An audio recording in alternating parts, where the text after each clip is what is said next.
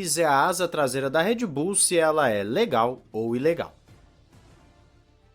Olá amigo do Ressaca Fórmula 1, seja bem-vindo a mais um vídeo. Eu sou Matheus Pucci e no Grande Prêmio da Espanha, Lewis Hamilton acabou soltando que a Red Bull tem uma asa traseira nova e que ela se flexiona durante a reta e também nas curvas, se adequando melhor à necessidade do carro, ou seja, quando precisa de mais velocidade, ela fica de um jeito nas retas e quando precisa de mais downforce nas curvas, ela então se flexiona de outra forma para poder proporcionar essa pressão aerodinâmica.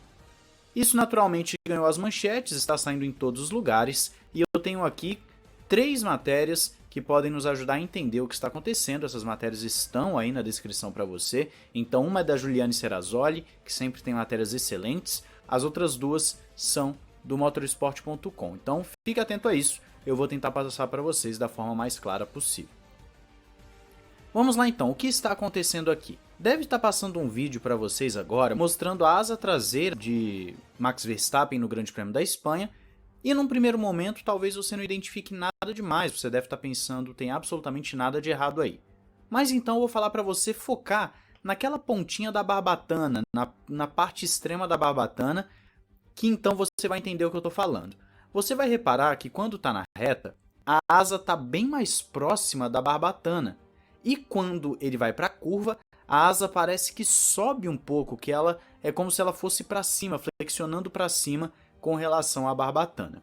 Eu pedi para você focar na barbatana justamente por conta disso. Você consegue reparar que então essa asa, em um determinado momento, ela vai para cima e para baixo de acordo com a necessidade do carro, conforme falei na introdução. Lewis Hamilton, depois da corrida, falou justamente sobre isso.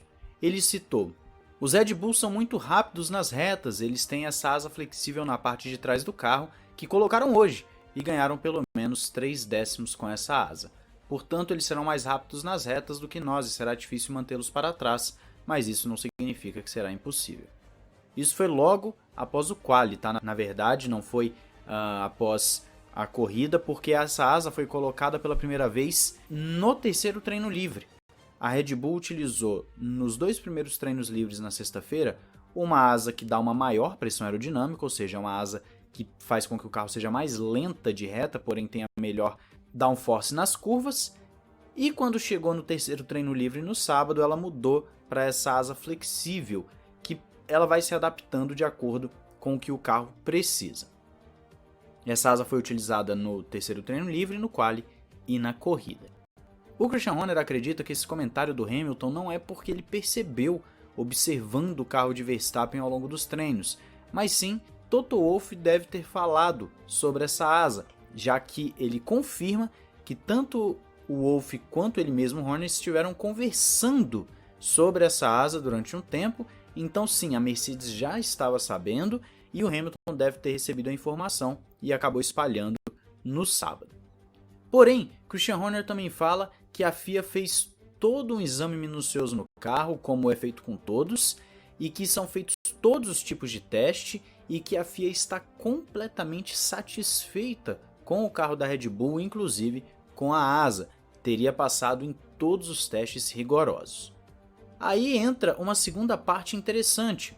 A FIA acabou anunciando que antes do Grande Prêmio da França fará um novo teste mais rigoroso com as equipes. E ela até inclusive escreveu uma cartinha, uma nota para cada uma das equipes avisando sobre isso. A nota diz o seguinte: acreditamos que tais deformações têm uma influência significativa na performance aerodinâmica do carro. E em resposta às preocupações, a FIA acabou determinando que adicionará uma cláusula no regulamento técnico da F1 que permite a introdução de novos testes. Então ela vai sim fazer novos testes antes do Grande Prêmio da França e naturalmente todo mundo vai ficar naquela expectativa de saber se essa asa nova da Red Bull vai passar nos testes ou não. Essa asa ela pode inclusive ter influenciado diretamente no resultado da corrida que nós vimos no domingo. Isso está lá na matéria da Juliane Serrazoli, você entra lá para ler. Mas falando aqui de uma forma um pouquinho objetiva, ela diz que essa asa nova gerou uma maior degradação de pneus justamente por ter menos arrasto aerodinâmico. Então todo aquele sofrimento da Red Bull com os pneus que nós inclusive citamos naquele vídeo onde falamos do ponto fraco da Red Bull, você já deve ter assistido, acabou influenciando toda a circunstância da corrida. A Red Bull sofreu bastante com os pneus, a Red Bull teve que parar nos boxes um pouco antes por conta desses pneus, eles tiveram um ritmo inferior à sua concorrente Mercedes, e a Mercedes inclusive estava programando para o Hamilton passar o Verstappen na última volta, mas a Red Bull estava sofrendo tanto com os pneus, com a falta de pressão aerodinâmica e com esse desgaste de pneus, que o Verstappen foi ultrapassado 7 voltas antes do término da corrida, o que mostra o tamanho da influência que teve no tratamento dos pneus, no caso da Red Bull. É uma situação complexa, a Fórmula 1 é um esporte de inovações, é um esporte que geralmente acaba trazendo inovações e essas inovações por vezes são banidas. Eu citei no Twitter que eu acredito que essa asa terá o fim parecido com o que o DAS teve no ano passado. A FIA deve deixar para essa temporada, mas deve banir para a próxima. É algo que eu até considero justo. Eu sou contra ficar banindo as coisas no meio da temporada, a não ser claro que seja absolutamente contrário ao regulamento.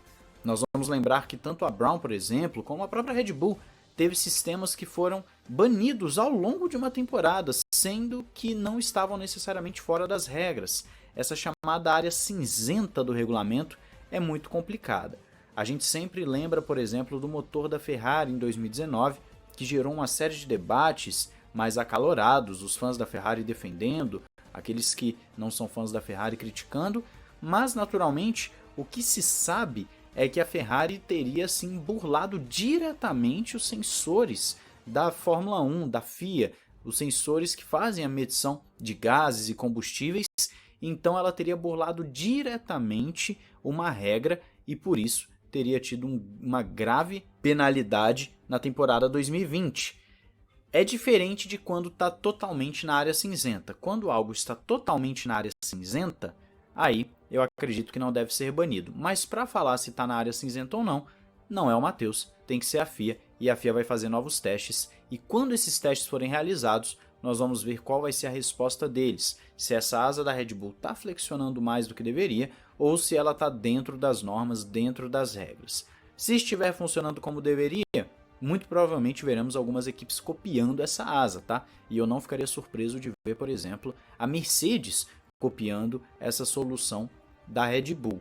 Mas de qualquer forma, ainda assim nós temos que aguardar, tem muito chão pela frente e nós teremos ainda Mônaco, teremos ainda teoricamente o GP da Turquia, que você pode ver lá no Ressaca F1 Express que nós falamos sobre isso, que o GP da Turquia está bem ameaçado, tem também aí Azerbaijão, são coisas bem complicadas da gente acabar cravando alguma coisa, e também teria Baku nesse meio tempo. Então tem ainda grandes prêmios para as equipes se adequarem, às vezes a Red Bull pode pensar numa solução que ela mantenha esse dispositivo, mas que não burle as regras. Pode acontecer, nós não sabemos. Mas eu espero que a explicação tenha sido útil para você, que você tenha entendido que essa asa flexível acaba proporcionando mais velocidade de reta quando precisa e mais downforce quando precisa também nas curvas, apesar que mesmo assim ela não oferece a mesma quantidade de downforce que a asa anterior que eles estavam utilizando na sexta-feira acabava possibilitando.